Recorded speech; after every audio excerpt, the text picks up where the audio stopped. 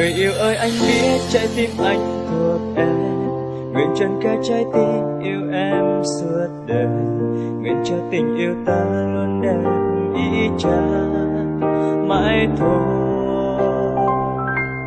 Người yêu ơi em biết trái tim em cần ai, dù cho bao cách xa gian nan bao ngày, lòng em nguyện yêu anh chẳng hề đổi thay từ đây. Một chặng đường sẽ không như mơ, không như thiên đường, đường cạnh Chúa sóng gió sẽ vượt qua. Một chặng đường sẽ không cô đơn, không thay lo buồn, bởi vì Chúa luôn bên cạnh ta, người yêu ơi.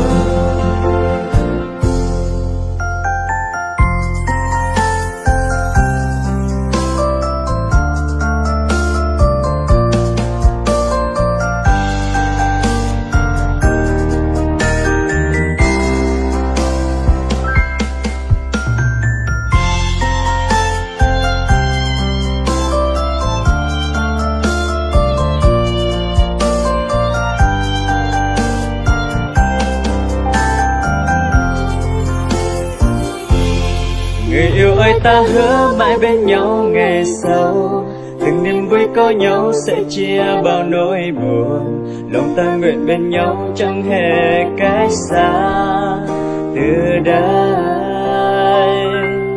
Và giờ đây ta đứng trước ngôi Cha toàn năng, cầu xin Chúa dắt đỡ chăm lo mỗi ngày, lòng ta nguyện cậy nương nơi Cha tình yêu từng bước đi.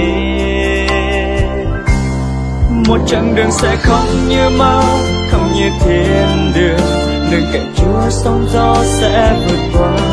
Một chặng đường sẽ không cô đơn, không thay lo buồn, bởi vì Chúa luôn bên cạnh ta, người yêu ơi.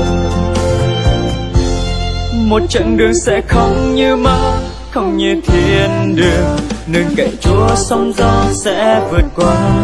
Một chặng đường sẽ không cô đơn, không thay lo buồn, bởi vì Chúa luôn bên cạnh ta, người yêu ơi. Người yêu ơi anh biết trái tim anh thuộc em, nguyện trọn cả trái tim yêu em suốt đời, nguyện cho tình yêu ta luôn đẹp ý Cha mãi thôi.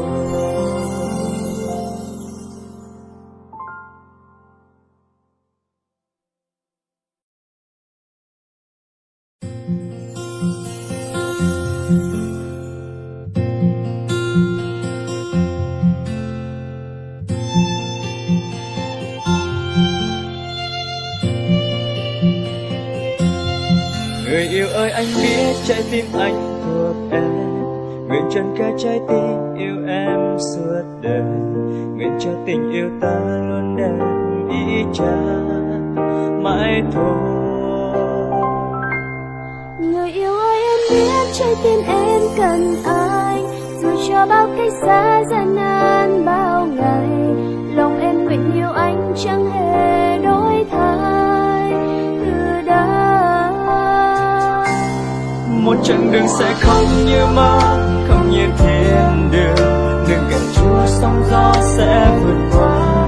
Một chặng đường sẽ không cô đơn, không thay lo buồn, bởi vì Chúa luôn bên cạnh ta, người yêu ơi.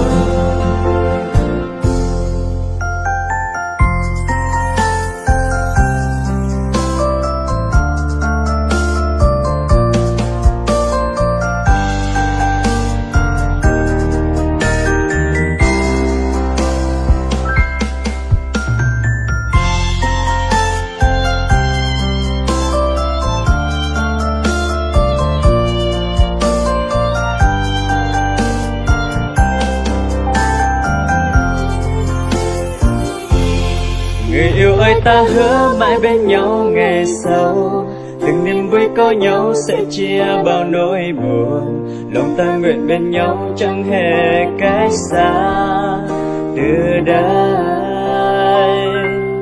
Và giờ đây ta đứng trước ngôi Cha toàn năng, cầu xin Chúa dắt đỡ chăm lo mỗi ngày, lòng ta nguyện cậy nương nơi Cha tình yêu từng bước đi. Một chặng đường sẽ không như mơ, không như thiên đường, nương cậy Chúa sóng gió sẽ vượt qua. Một chặng đường sẽ không cô đơn, không thay lo buồn, bởi vì Chúa luôn bên cạnh ta, người yêu ơi. Một chặng đường sẽ không như mơ, không như thiên đường, nương cậy Chúa sóng gió sẽ vượt qua. Một chặng đường sẽ không cô đơn, không thay lo buồn, bởi vì Chúa luôn bên cạnh ta, người yêu ơi. Người yêu ơi, anh biết trái tim anh thuộc em, nguyện chân cả trái tim yêu em suốt đời, nguyện cho tình yêu ta luôn đẹp ý Cha mãi thôi.